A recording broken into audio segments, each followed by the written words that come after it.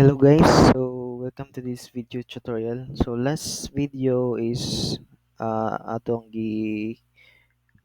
atong gi-set up ato ang risk service, no? Uh, ug ato ang jersey configuration nga matawag nato ang risk service dito So sa recall lang, sa risk service diri gi-set up nato tong routing nato atong /user /save tong every time nga sa browser, for example, www.youtube.com/user, ang kaning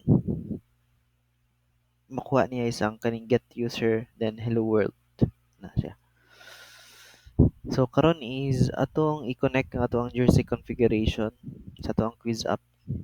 Actually dali ra kay siya kay nga naman under man siya sa atong base package, di ba? So ang ato lang ibutang dari guys is kanilang at component component component save. So kana ra siya nga annotation guys actually. Then makita na din na niya. So try na to iparun. So ato dirita sa pinaka main folder niya kani. Right click, then run as Spring Boot app.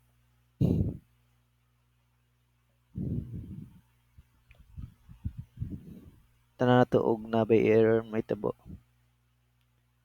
So as you can see, ni-start na ang application.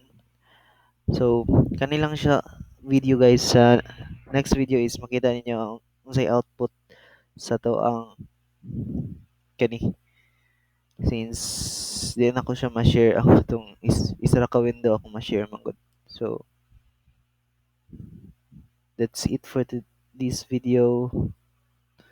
So please watch the next video para sa to ang sa output. Thanks.